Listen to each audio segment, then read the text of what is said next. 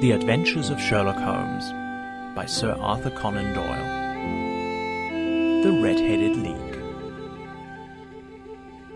I had called upon my friend Mr. Sherlock Holmes one day in the autumn of last year, and found him in deep conversation with a very stout, florid-faced, elderly gentleman with fiery red hair. With an apology for my intrusion, I was about to withdraw, when Holmes pulled me abruptly into the room and closed the door behind me. "You could not possibly have come at a better time, my dear Watson," he said cordially. "I was afraid that you were engaged." "So I am. Very much so." "Then I can wait in the next room." "Not at all. This gentleman, Mr. Wilson, has been my partner and helper in many of my most successful cases, and I have no doubt that he will be of the utmost use to me in yours also." The stout gentleman half rose from his chair and gave a bob of greeting, with a quick little questioning glance from his small, fat, encircled eyes. "Try the settee," said Holmes, relapsing into his armchair and putting his fingertips together, as was his custom when in judicial moods. "I know, my dear Watson, that you share my love of all that is bizarre and outside the conventions and humdrum routine of everyday life. You have shown your relish for it by the enthusiasm which has prompted you to chronicle, and if you will excuse my saying so, somewhat to embellish so many of my own little adventures." "Your cases have indeed been of the greatest interest to me," I observed.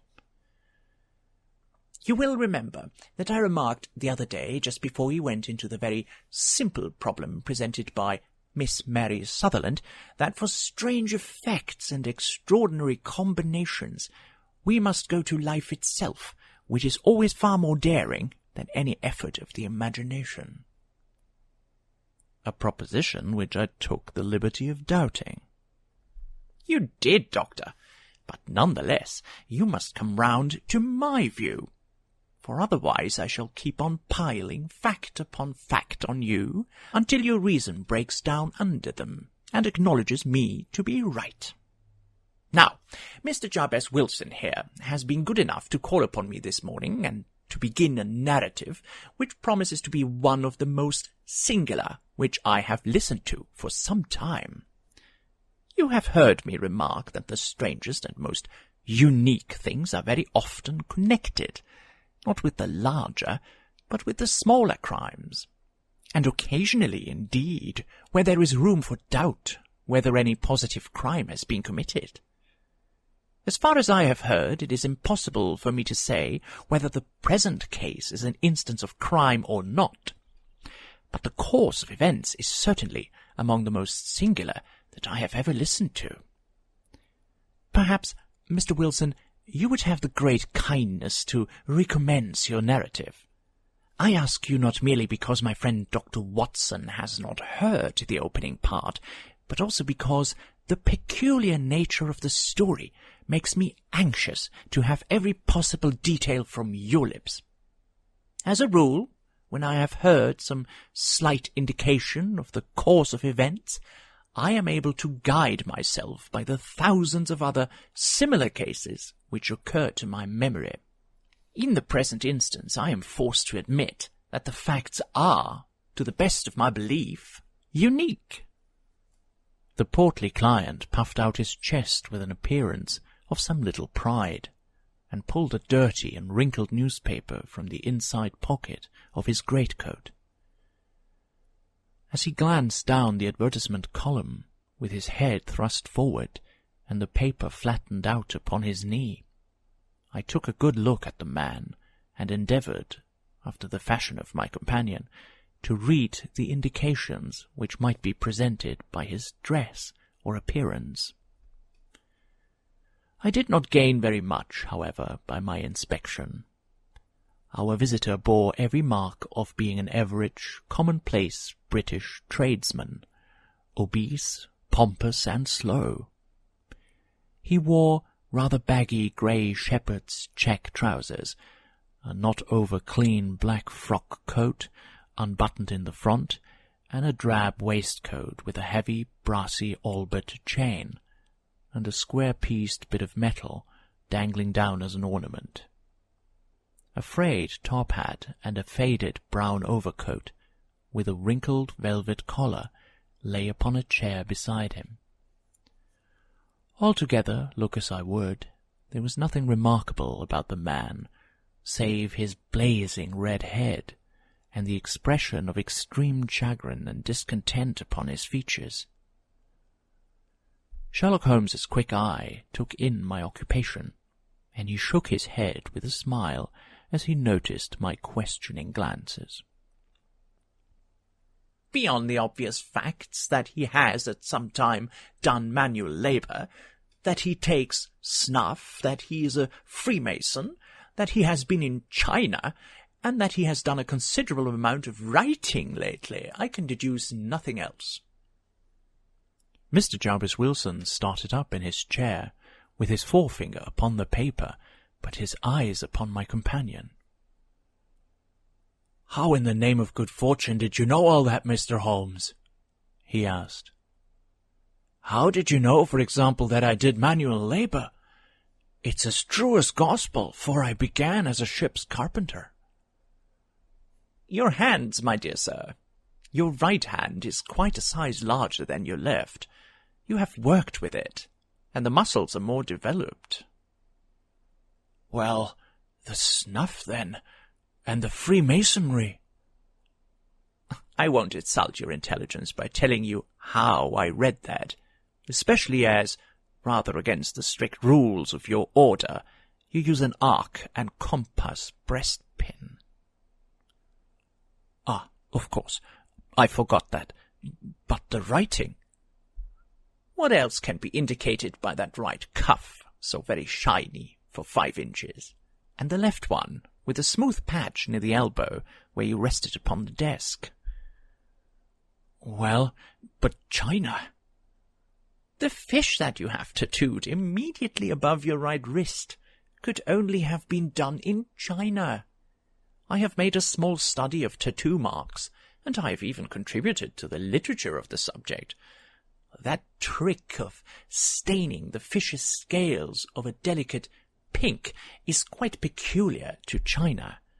When, in addition, I see a Chinese coin hanging from your watch chain, the matter becomes even more simple."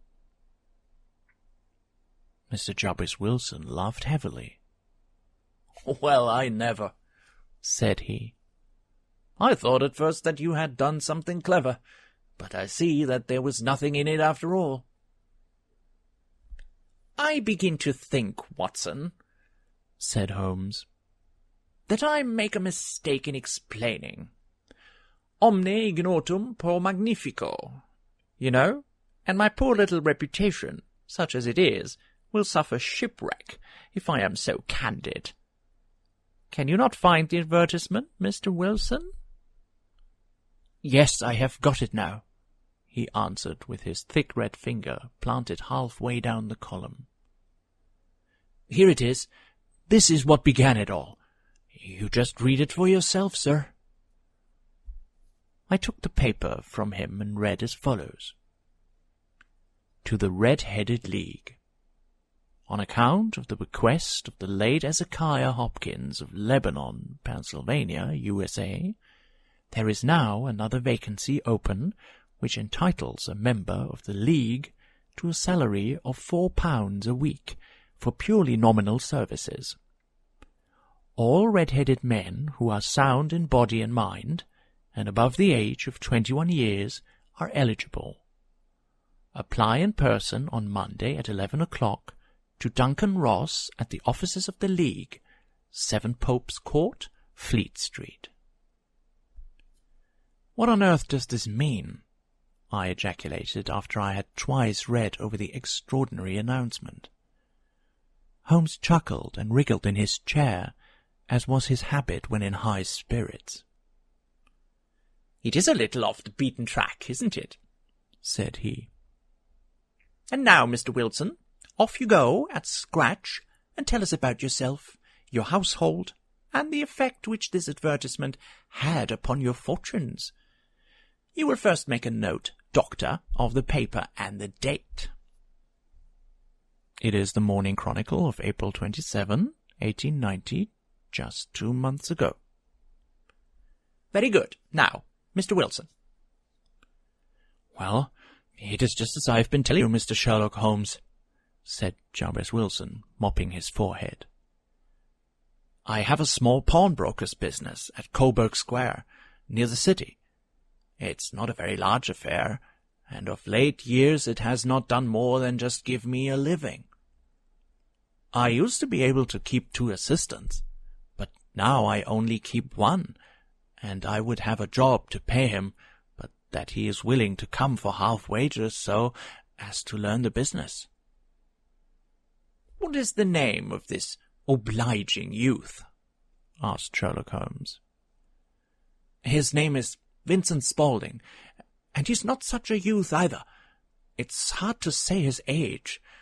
I should not wish a smarter assistant, Mr. Holmes, and I know very well that he could better himself and earn twice what I am able to give him. But after all, if he is satisfied, why should I put ideas in his head?" "Why, indeed. You seem most fortunate in having an employee who comes under the full market price. It is not a common experience among employers in this age. I don't know that your assistant is not as remarkable as your advertisement." "Oh, he has his faults too," said Mr. Wilson. "Never was such a fellow for photography, snapping away with a camera when he ought to be improving his mind, and then diving down into the cellar like a rabbit into its hole to develop his pictures. That is his main fault, but on the whole, he is a good worker. There's no vice in him." "He is still with you, I presume?" "Yes, sir. He and a girl of 14, who does a bit of simple cooking and keeps the place clean. That's all I have in the house, for I am a widower and never had any family. We live very quietly, sir, the 3 of us, and we keep a roof over our heads and pay our debts, if we do nothing more. The first thing that put us out was that advertisement. Spaulding, he came down into the office just this day, 8 weeks, with this very paper in his hand, and he says, 'I wish to the Lord, Mr. Wilson, that I was a red-headed man.' 'Why that?' I asks. 'Why,' says he, 'here's another vacancy on the League of the Red-Headed Man. It's worth quite a little fortune to any man who gets it, and I understand that there are more vacancies than there are men, so that the trustees are at their wits' end what to do with the money. If my hair would only change color, here's a nice little crib all ready for me to step into.' 'Why, what is it, then?' I asked. 'You see, Mr. Holmes, I'm a very stay-at-home man, and as my business came to me, instead of my having to go to it, I was often weeks on end without putting my foot over the doormat. In that way I didn't know much of what was going on outside, and I was always glad of a bit of news.' 'Have you never heard of the League of Red-Headed Men?' he asked with his eyes open. 'Never. Why, I wonder at that, for you are eligible yourself for one of the vacancies.' 'And what are they worth?' I asked. 'Oh, merely a couple of hundred a year, but the work is slight, and it need not interfere very much with one's other occupations.' Well, you can easily think that made me prick up my ears, for the business has not been over good for some years, and an extra couple of hundred would have been very handy. 'Tell me about it,' said I. 'Well,' said he, showing me the advertisement, 'you can see for yourself that the League has a vacancy, and there is the address where you should apply for particulars. As far as I can make out, the League was founded by an American millionaire, Hezekiah Hopkins, who was very peculiar in his ways. He was himself red-headed, and he had a great sympathy for all red-headed men. So when he died, it was found that he had left his enormous fortune in the hands of trustees, with instructions to apply the interest to the providing of easy berths to men whose hair is of that colour. From all I hear, it is splendid pay, and very little to do. But, said I, there would be millions of red-headed men who would apply. Not so many as you might think, he answered.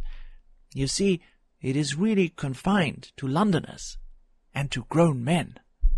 This American had started from London when he was young, and he wanted to do the old town a good turn.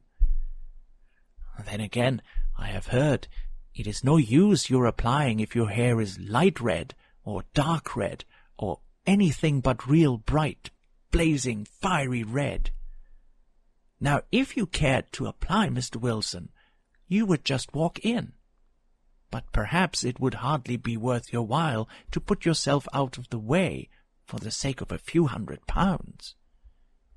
Now, it is a fact, gentlemen, as you may see for yourselves, that my hair is of a very full and rich tint, so that it seemed to me that if there was to be any competition in the matter, I stood as good a chance as any man that I had ever met. Winston Spaulding seemed to know so much about it that I thought he might prove useful, so I just ordered him to put up the shutters for the day and to come right away with me. He was very willing to have a holiday, so we shut the business up and started up for the address that was given us in the advertisement. I never hope to see such a sight as that again, Mr. Holmes. From north, south, east, and west, every man who had a shade of red in his hair had tramped into the city to answer the advertisement. Fleet Street was choked with red-headed folk, and Pope's Court looked like a coster's orange barrow. I should not have thought there were so many in the whole country as were brought together by that single advertisement. Every shade of colour they were: straw, lemon, orange, brick, Irish setter, liver, clay. But, as Spaulding said, there were not many who had the real vivid flame-coloured tint. When I saw how many were waiting, I would have given it up in despair, but Spaulding would not hear of it. How he did it I could not imagine, but he pushed and pulled and butted until he got me through the crowd and right up to the steps which led to the office. There was a double stream upon the stair, some going up in hope, and some coming back dejected. But we wedged in as well as we could, and soon found ourselves in the office. "Your experience has been a most entertaining one," remarked Holmes as his client paused and refreshed his memory with a huge pinch of snuff. "Pray continue your very interesting statement." There was nothing in the office but a couple of wooden chairs and a deal table, behind which sat a small man, with a head that was even redder than mine.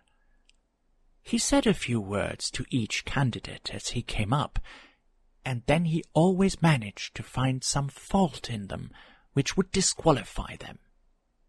Getting a vacancy did not seem to be such a very easy matter after all.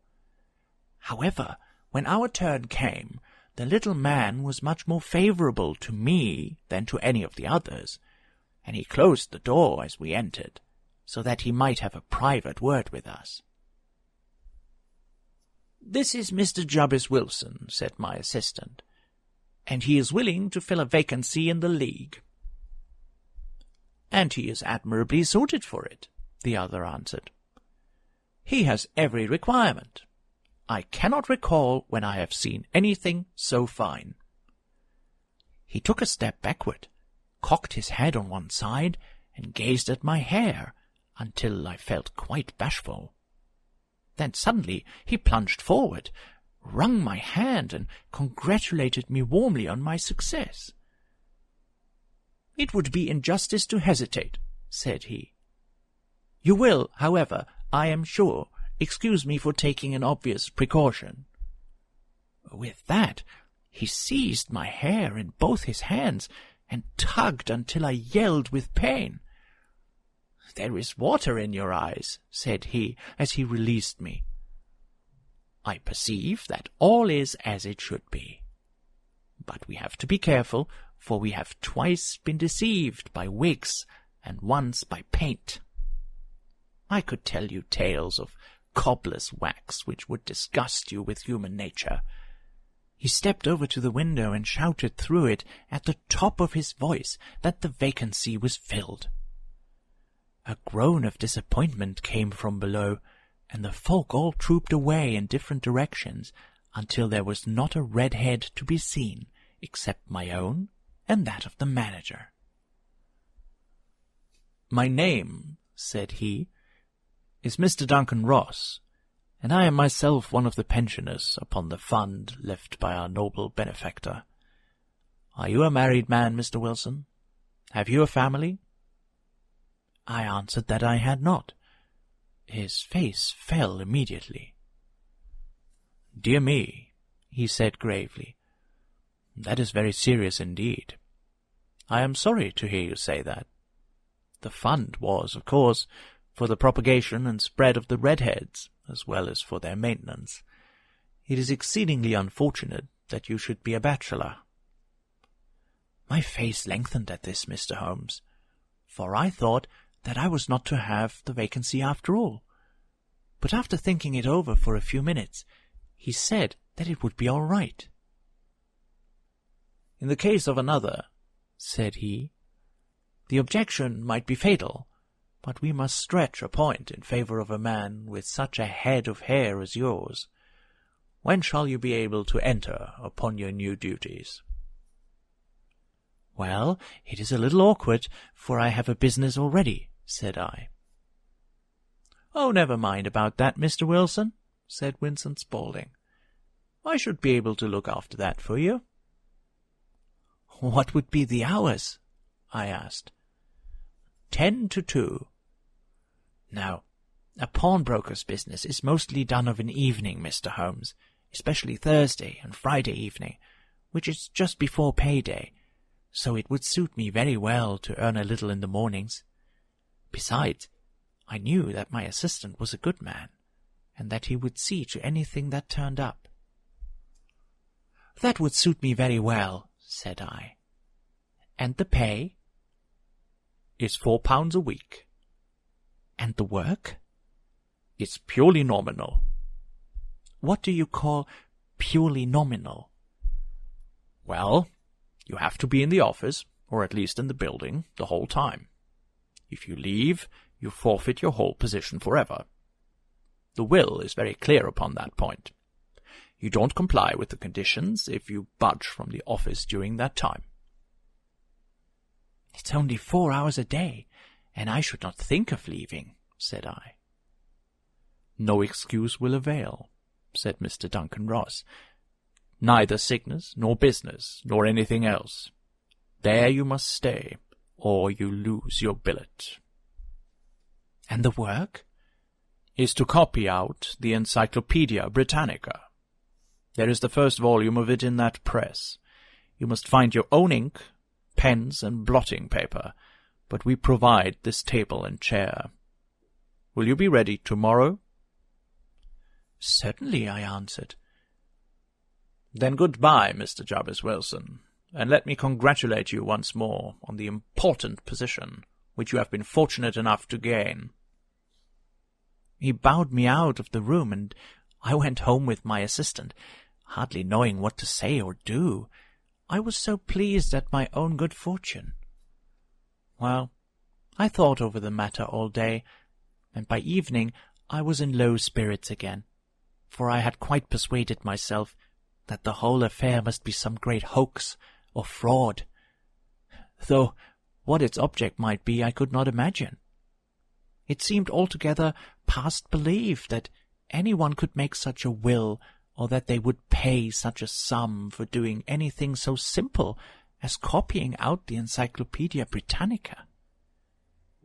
Vincent Spaulding did what he could to cheer me up, but by bedtime I had reasoned myself out of the whole thing. However, in the morning I determined to have a look at it anyhow, so I bought a penny bottle of ink, and with a quill pen and 7 sheets of foolscap paper, I started off for Pope's Court. Well, to my surprise and delight, everything was right as possible. The table was set out ready for me, and Mr. Duncan Ross was there to see that I got fairly to work. He started me off upon the letter A, and then he left me.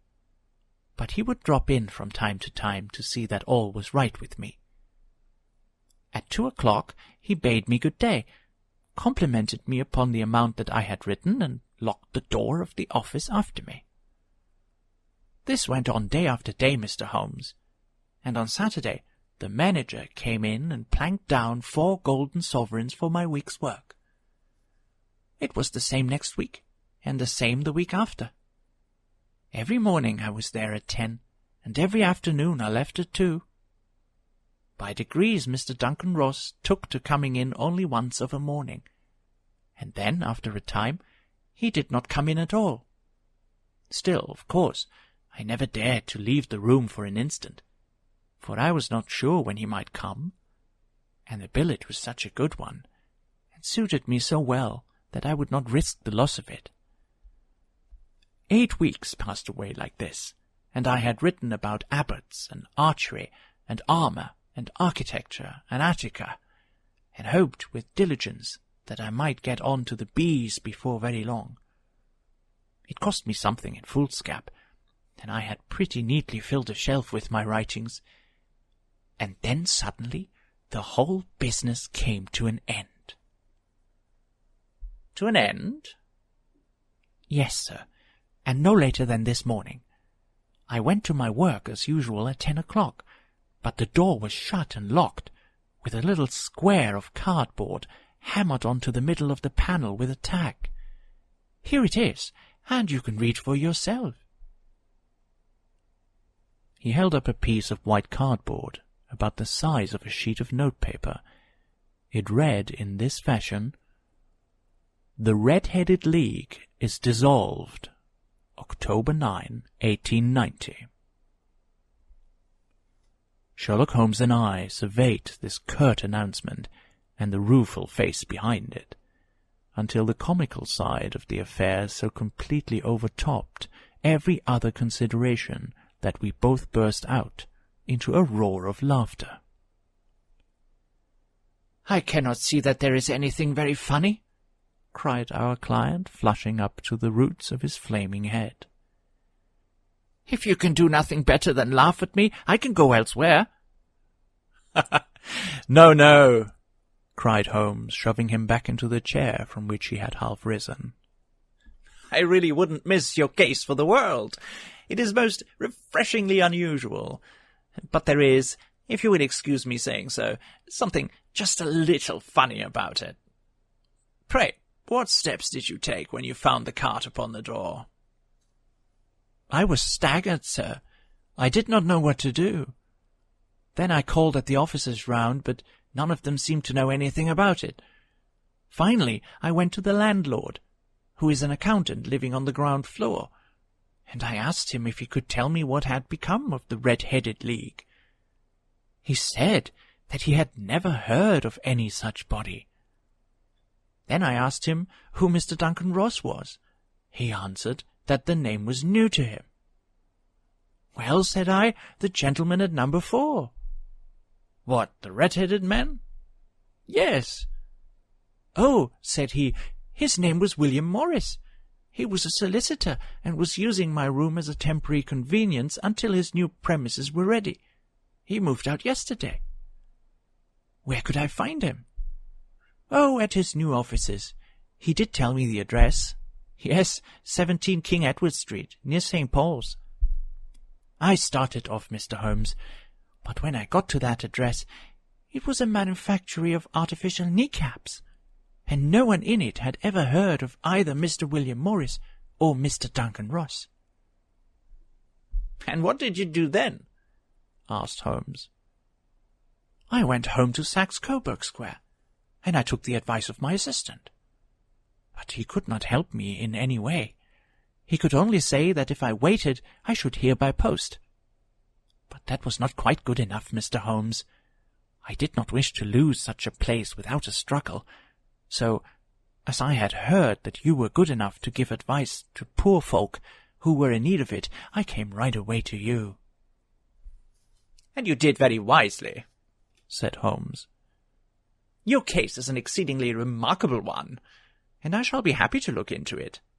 From what you have told me, I think that it is possible that graver issues hang from it than might at first sight appear." "Grave enough," said Mr. Jabez Wilson. "Why, I have lost £4 a week." "As far as you are personally concerned," remarked Holmes, "I do not see that you have any grievance against this extraordinary league.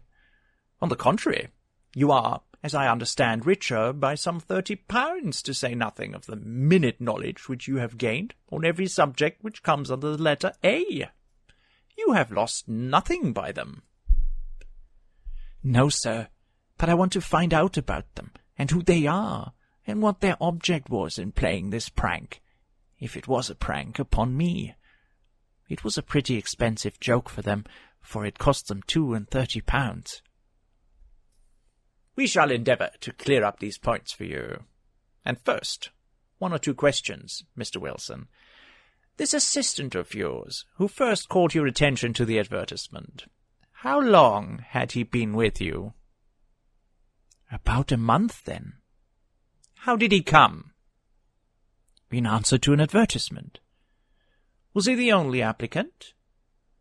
"No, I had a dozen." "Why did you pick him?"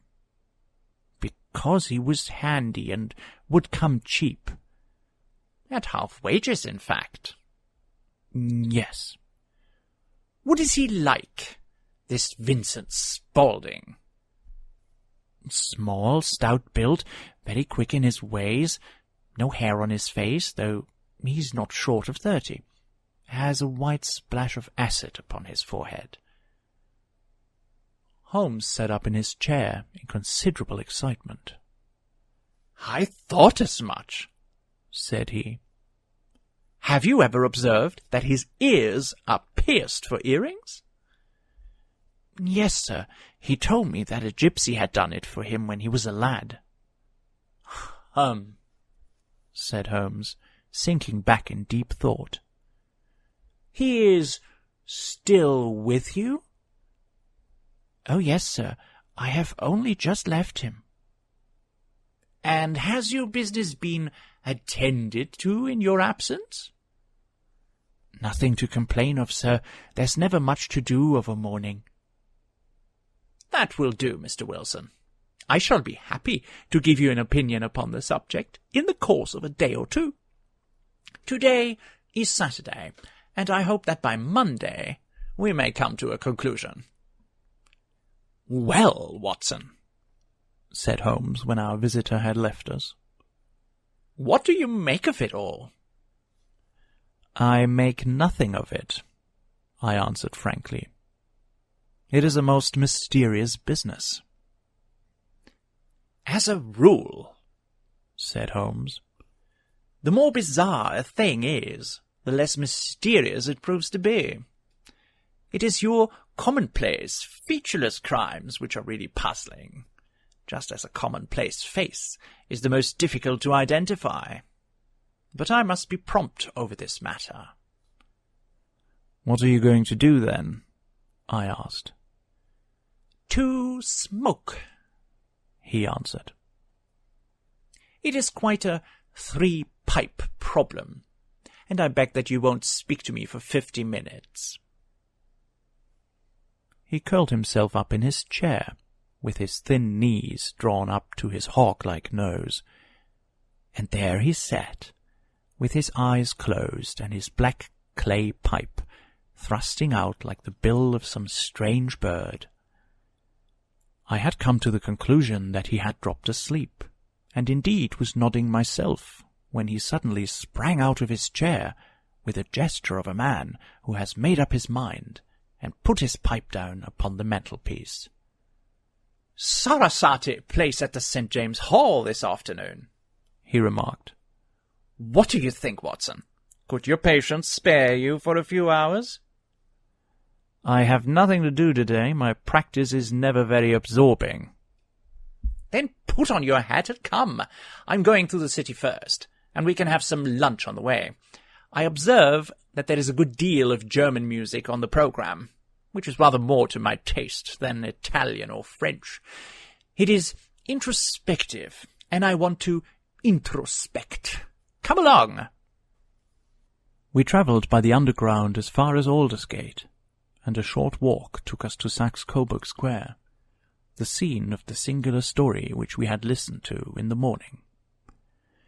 It was a poky, little, shabby-genteel place, where 4 lines of dingy 2-storied brick houses looked out into a small railed inn enclosure, where a lawn of weedy grass and a few clumps of faded laurel bushes made a hard fight against a smoke-laden and uncongenial atmosphere. 3 gilt balls and a brown board with Jabez Wilson in white letters upon a corner house announced the place where our red-headed client carried on his business. Sherlock Holmes stopped in front of it with his head on one side and looked it all over, with his eyes shining brightly between puckered lids. Then he walked slowly up the street, and then down again to the corner, still looking keenly at the houses. Finally he returned to the pawnbroker's, and having thumped vigorously upon the pavement with his stick 2 or 3 times, he went up to the door and knocked. It was instantly opened by a bright-looking, clean-shaven young fellow, who asked him to step in. "Thank you," said Holmes. "I only wished to ask you how you would go from here to the Strand." "3rd right, 4th left," answered the assistant promptly, closing the door. "Smart fellow, that," observed Holmes as we walked away. "He is, in my judgment, the 4th smartest man in London, and for daring I am not sure that he has not a claim to be 3rd. I have known something of him before." "Evidently," said I. "Mr. Wilson's assistant counts for a good deal in this mastery of the Red-Headed League. I am sure that you inquired your way merely in order that you might see him." "Not him." "What then?" "The knees of his trousers." "And what did you see?" "What I expected to see." "Why did you beat the pavement?" "My dear doctor, this is a time for observation, not for talk. We are spies in an enemy's country. We know something of Saxe-Coburg Square. Let us now explore the parts which lie behind it." The road in which we found ourselves as we turned round the corner from the retired Saxe-Coburg Square presented as great a contrast to it as the front of a picture does to the back. It was one of the main arteries which conveyed the traffic of the city to the north and west. The roadway was blocked with the immense stream of commerce flowing in a double tide, inward and outward, while the footpaths were black with the hurrying swarm of pedestrians. It was difficult to realize, as we looked at the line of fine shops and stately business premises, that they really abutted on the other side, upon the faded and stagnant square which we had just quitted. "Let me see," said Holmes, standing at the corner and glancing along the line. "I should like just to remember the order of the houses here. It is a hobby of mine to have an exact knowledge of London. There is Mortimer's, the tobacconist, the little newspaper shop, the Coburg branch of the City and Suburban Bank, the vegetarian restaurant, and McFarlane's carriage building depot. That carries us right on to the other block. And now, Doctor, we've done our work, so it's time we had some play, a sandwich and a cup of coffee, and then off to Violin Land, where all is sweetness and delicacy and harmony, and there are no red-headed clients to vex us with their conundrums. My friend was an enthusiastic musician, being himself not only a very capable performer, but a composer of no ordinary merit. All the afternoon he sat in the stalls, wrapped in the most perfect happiness, gently waving his long thin fingers in time to the music, while his gently smiling face and his languid, dreamy eyes were as unlike those of Holmes the sleuth-hound, Holmes the relentless, keen-witted, ready-handed criminal agent, as it was possible to conceive. In his singular character, the dual nature alternately asserted itself, and his extreme exactness and astuteness represented, as I have often thought, the reaction against the poetic and contemplative mood which occasionally predominated in him. The swing of his nature took him from extreme languor to devouring energy, and as I knew well, he was never so truly formidable as when, for days on end, he had been lounging in his armchair, amid his improvisations and his black-letter editions. Then it was that the lust of the chase would suddenly come upon him, and that his brilliant reasoning power would rise to the level of intuition, until those who were unacquainted with his methods would look askance at him as on a man whose knowledge was not that of other mortals. When I saw him that afternoon so enwrapped in the music at St. James's Hall, I felt that an evil time might be coming upon those whom he had set himself to hunt down. "You want to go home, no doubt, Doctor," he remarked as we emerged. "Yes, it would be as well." "And I have some business to do which will take some hours. This business at Coburg Square is serious." "Why serious?" "A considerable crime in contemplation. I have every reason to believe that we shall be in time to stop it. But today, being Saturday, rather complicates matters. I shall want your help tonight." "At what time?" 10 will be early enough." "I shall be at Baker Street at 10. "Very well. And I say, Doctor, there may be some little danger, so kindly put your army revolver in your pocket." He waved his hand, turned on his heel, and disappeared in an instant among the crowd. I trust that I am not more dense than my neighbours, but I was always oppressed with a sense of my own stupidity in my dealings with Sherlock Holmes. Here I had heard what he had heard. I had seen what he had seen. And yet, from his words, it was evident that he saw clearly not only what had happened, but what was about to happen, while to me the whole business was still confused and grotesque. As I drove home to my house in Kensington, I thought over it all, from the extraordinary story of the red-headed copier of the encyclopedia, down to the visit to Saxe Coburg Square, and the ominous words with which he had parted from me. What was this nocturnal expedition, and why should I go armed? Where were we going, and what were we to do? I had the hint from Holmes that this smooth-faced pawnbroker's assistant was a formidable man, a man who might play a deep game. I tried to puzzle it out, but gave it up in despair, and set the matter aside until night should bring an explanation. It was 9:15 when I started from home and made my way across the park, and so through Oxford Street to Baker Street. 2 hansoms were standing at the door, and as I entered the passage, I heard the sound of voices from above. On entering his room, I found Holmes in animated conversation with two men, one of whom I recognized as Peter Jones, the official police agent, while the other was a long, thin, sad-faced man with a very shiny hat and oppressively respectable frock coat. "Ha! Our party is complete," said Holmes, buttoning up his pea-jacket and taking his heavy hunting crop from the rack. "Watson, I think you know Mr. Jones of Scotland Yard. Let me introduce you to Mr. Merryweather, who is to be our companion in tonight's adventure." "We're hunting in couples again, Doctor, you see," said Jones in his consequential way. "Our friend here is a wonderful man for starting a chase.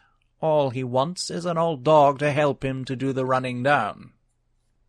"I hope a wild goose may not prove to be the end of our chase," observed Mr. Merryweather gloomily. "You may place considerable confidence in Mr. Holmes, sir," said the police agent loftily. "He has his own little methods, which are, if you won't mind me saying so, just a little too theoretical and fantastic, but he has the makings of a detective in him. It is not too much to say that once or twice, as in that business of the Sholto murder and the Agra treasure, he has been more nearly correct than the official force."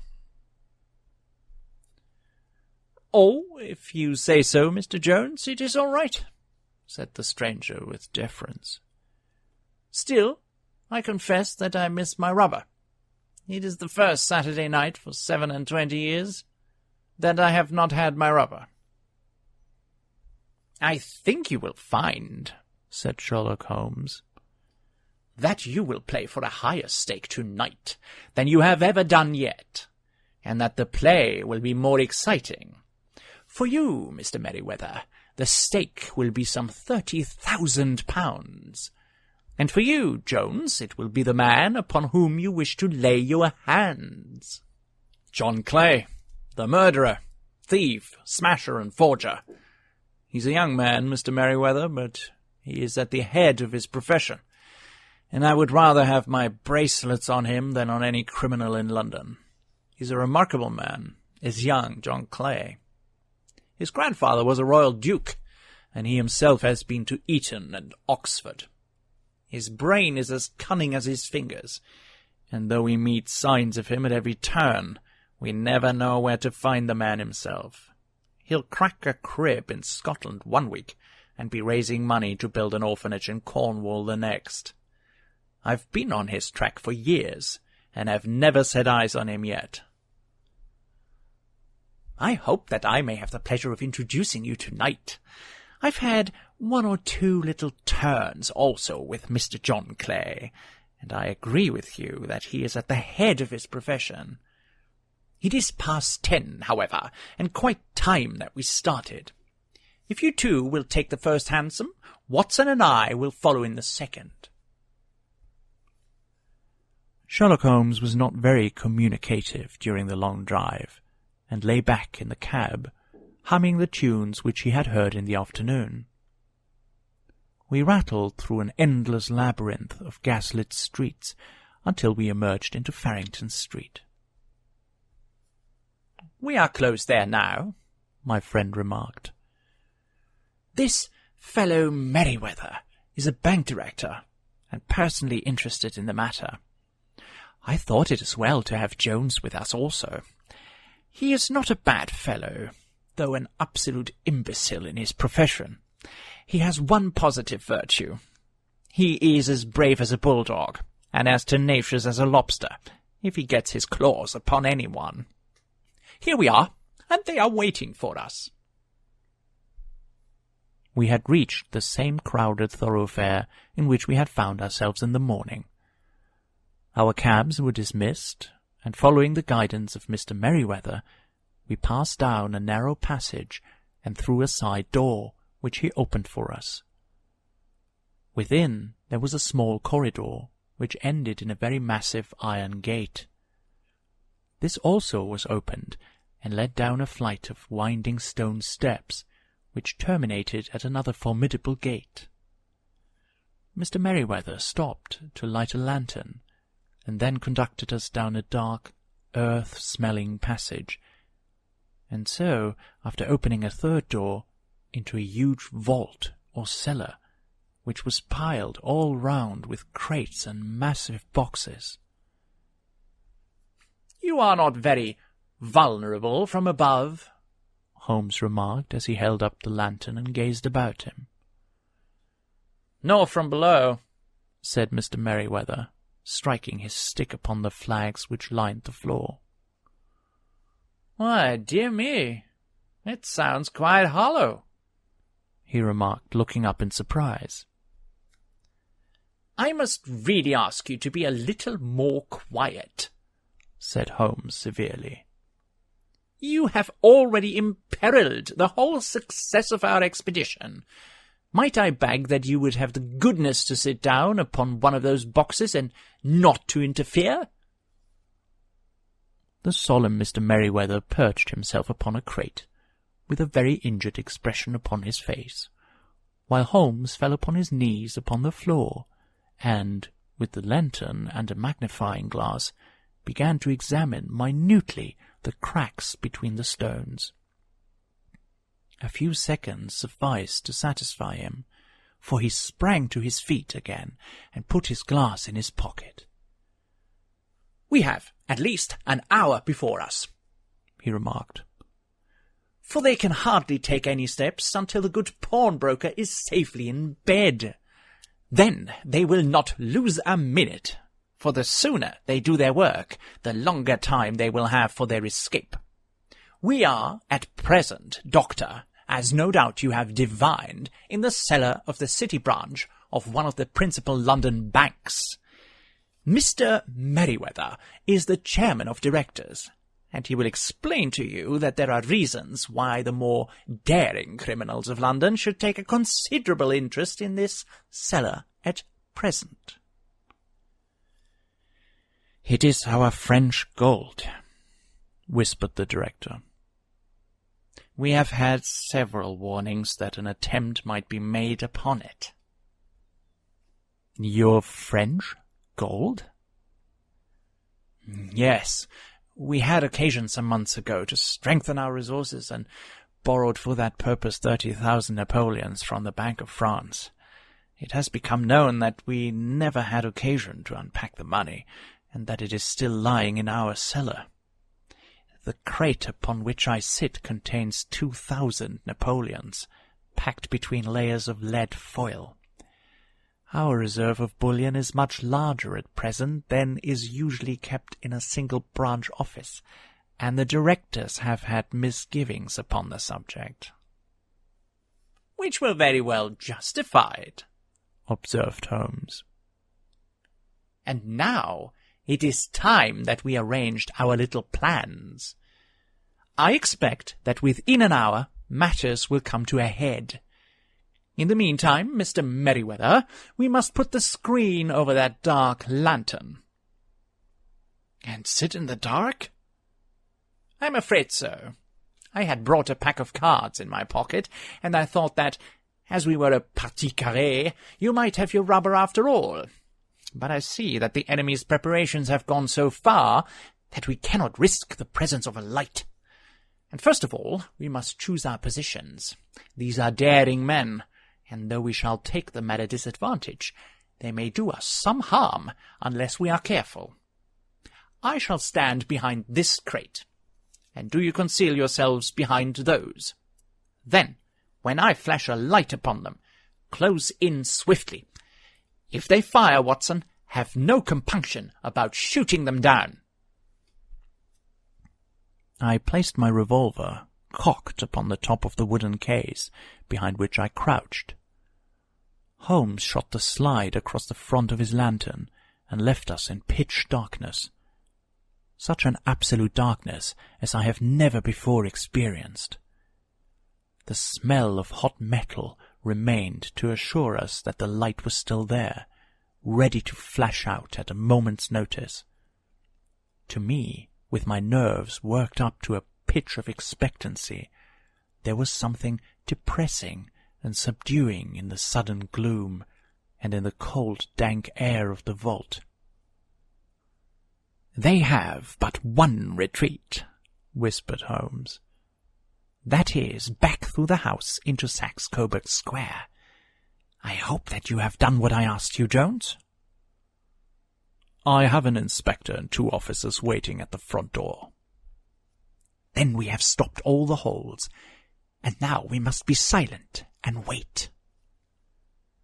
What a time it seemed! From comparing notes afterwards, it was but an hour and a quarter. Yet it appeared to me that the night must have almost gone, and the dawn be breaking above us. My limbs were weary and stiff, for I feared to change my position. Yet my nerves were worked up to the highest pitch of tension, and my hearing was so acute that I could not only hear the gentle breathing of my companions, but I could distinguish the deeper, heavier in-breath of the bulky Jones from the thin, sighing note of the bank director. From my position I could look over the case in the direction of the floor.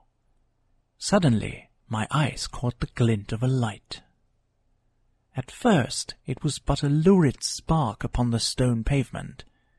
Then it lengthened out until it became a yellow line, and then, without any warning or sound, a gash seemed to open, and a hand appeared. A white, almost womanly hand, which felt about in the centre of the little area of light. For a minute or more the hand, with its writhing fingers, protruded out of the floor. Then it was withdrawn as suddenly as it appeared, and all was dark again, save the single lurid spark, which marked a chink between the stones. Its disappearance, however, was but momentary. With a rending, tearing sound, one of the broad white stones turned over upon its side, and left a square gaping hole, through which streamed the light of a lantern. Over the edge there peeped a clean-cut, boyish face, which looked keenly about it, and then, with a hand on either side of the aperture, drew itself shoulder-high and waist-high, until one knee rested upon the edge. In another instant he stood at the side of the hole, and was hauling after him a companion, lithe and small like himself, with a pale face and a shock of very red hair. "It's all clear," he whispered. "Have you the chisel and the bags? Great Scott! Jump, Archie, jump, and I'll swing for it." Sherlock Holmes had sprung out and seized the intruder by the collar. The other dived down the hole, and I heard the sound of rending cloth as Jones clutched at his skirts. The light flashed upon the barrel of a revolver, but Holmes' hunting crop came down on the man's wrist, and the pistol clinked upon the stone floor. "It's no use, John Clay," said Holmes blandly. "You have no chance at all." "So I see," the other answered with the utmost coolness. "I fancy that my pal is all right, though I see you have got his coat-tails." "There are 3 men waiting for him at the door," said Holmes. "Oh, indeed. You seem to have done the thing very completely. I must compliment you." "And I you," Holmes answered. "Your red-headed idea was very new and effective." "You'll see your new pal again presently," said Jones. "He's quicker at climbing down holes than I am. Just hold out while I fix the derbies." "I beg that you will not touch me with your filthy hands," remarked our prisoner as the handcuffs clattered upon his wrists. "You may not be aware that I have royal blood in my veins. Have the goodness also, when you address me, as always, to say, 'Sir,' and 'Please.'" "All right," said Jones with a stare and a snigger. "Well, would you please, sir, march upstairs where we can get a cab to carry your highness to the police station?" "That is better," said John Clay serenely. He made a sweeping bow to the 3 of us, and walked quietly off in the custody of the detective. "Really, Mr. Holmes," said Mr. Merryweather as we followed them from the cellar, I do not know how the bank can thank you or repay you. There is no doubt that you have detected and defeated, in the most complete manner, one of the most determined attempts at bank robbery that have ever come within my experience. I have had one or two little scores of my own to settle with Mr. John Clay, said Holmes. I have been at some small expense over this matter, which I shall expect the bank to refund. But beyond that, I am amply repaid by having had an experience which is in many ways unique, and by hearing the very remarkable narrative of the Red-Headed League. You see, Watson, he explained in the early hours of the morning, as we sat over a glass of whisky and soda in Baker Street. It was perfectly obvious from the first that the only possible object of this rather fantastic business of the advertisement of the League and the copying of the encyclopedia must be to get this not-over-bright pawnbroker out of the way for a number of hours every day. It was a curious way of managing it, but really it would be difficult to suggest a better. The method was no doubt suggested to Clay's ingenious mind by the colour of his accomplice's hair.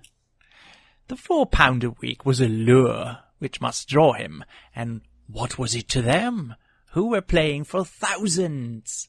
They put in the advertisement. One rogue has the temporary office, the other rogue incites the man to apply for it, and together they manage to secure his absence every morning in the week. From the time that I heard of the assistant having come for half wages, it was obvious to me that he had some strong motive for securing the situation. But how could you guess what the motive was? Had there been women in the house, I should have suspected a mere vulgar intrigue. That, however, was out of the question. The man's business was a small one, and there was nothing in his house which could account for such elaborate preparations, and such an expenditure as they were at.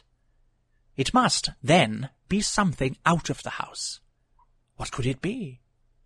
I thought of the assistant's fondness for photography, and his trick of vanishing into the cellar. The cellar! There was the end of this tangled clue. Then I made inquiries as to this mysterious assistant, and found that I had to deal with one of the coolest and most daring criminals in London. He was doing something in the cellar, something which took many hours a day, for months on end. What could it be, once more? I could think of nothing, save that he was running a tunnel to some other building. So far I had got when we went to visit the scene of action. I surprised you by beating upon the pavement with my stick. I was ascertaining whether the cellar stretched out in front or behind. It was not in front. Then I rang the bell, and as I hoped, the assistant answered it. We have had some skirmishes, but we had never set eyes upon each other before. I hardly looked at his face. His knees were what I wished to see. You must yourself have remarked how worn, wrinkled, and stained they were. They spoke of those hours of burrowing. The only remaining point was what they were burrowing for. I walked round the corner, saw the City and Suburban Bank abutted on our friend's premises, and felt that I had solved my problem. When you drove home after the concert, I called upon Scotland Yard, and upon the chairman of the bank directors, with the result that you have seen. And how could you tell that they would make their attempt tonight? I asked. Well, when they closed their League offices, that was a sign that they cared no longer about Mr. Jabez Wilson's presence. In other words, that they had completed their tunnel. But it was essential that they should use it soon, as it might be discovered, or the bullion might be removed. Saturday would suit them better than any other day, as it would give them 2 days for their escape. For all these reasons I expected them to come tonight. You reasoned it out beautifully, I exclaimed in unfeigned admiration. It is so long a chain, and yet every link rings true. It saved me from ennui, he answered, yawning. Alas, I already feel it closing in upon me. My life is spent in one long effort to escape from the commonplaces of existence. These little problems help me to do so. And you are a benefactor of the race, said I. He shrugged his shoulders. Well, perhaps, after all, it is of some little use, he remarked. L'homme c'est rien, l'œuvre c'est tout, as Gustave Flaubert wrote to George Sand.